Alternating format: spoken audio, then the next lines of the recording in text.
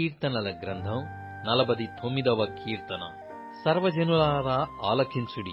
సామాన్యులేమి, సామంతులేమి, ధనికులేమి, దరిద్రులేమి, లోక నివాసులారా మీరందరూ ఏకముగా కూడి చెవియొగ్గుడి. నా నోరు విజ్ఞాన విషయములను పలుకును. నా హృదయ ధ్యానము పూర్ణ వివేకమును గూర్చినదయ్యుండును. గూఢార్థము గల దానికి నేను చెవియొగ్గెదను. సితారా తీసుకుని నా మరుగుమాట బయలుపరచెదను.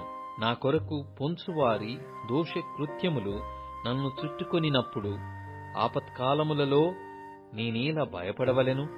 తమ ఆస్తియే ప్రాపకమని నమ్మి తమ ధన విస్తారతను బట్టి పొగడుకొను వారికి నేనేలా భయపడవలెను?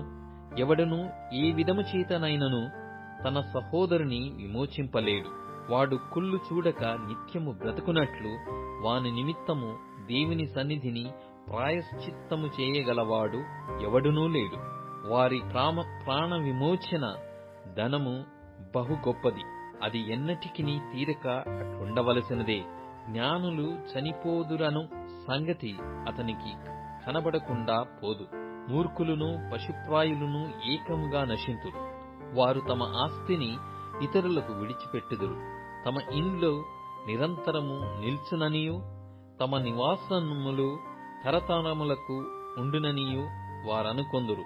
తమ భూములకు తమ పేర్లు పెట్టుదురు. ఘనత వహించిన వాడైనను మనుష్యుడు నిలవజాలడు. వాడు నశించు మృగములను పోలినవాడు. స్వాతిశయ పూర్ణులకును వారి నోటి మాటను బట్టి వారి ననుసరించు వారికిని ఇదే గతి. వారు పాతాళములో ముందుగా కూర్చబడుదురు. మరణము వారికి కాపరి అయ్యుండును. ఉదయమున యథార్థవంతులు వారి నేలుదురు. వారి స్వరూపములు నివాసము లేనివై పాతాళములో క్షయమైపోవును. దేవుడు నన్ను చేర్చుకొనును. పాతాళ బలములో నుండి ఆయన నా ప్రాణమును విమోచించును. ఒకడు ధనసంపన్నుడైనప్పుడు వాని ఇంటి ఘనత విస్తరించినప్పుడు భయపడుకుము. వాడు చనిపోవునప్పుడు ఏమీయు కొనిపోడు. వాని ఘనత వాని వెంట దిగదు. నీకు నీవే మేలు చేసుకొంటివని మనుషులు నిన్ను స్తుతించినను, తన జీవిత కాలమున నొకడు తన్ను పొగడుకొనినను అతడు తన పితరుల తరమునకు చేరవలెను.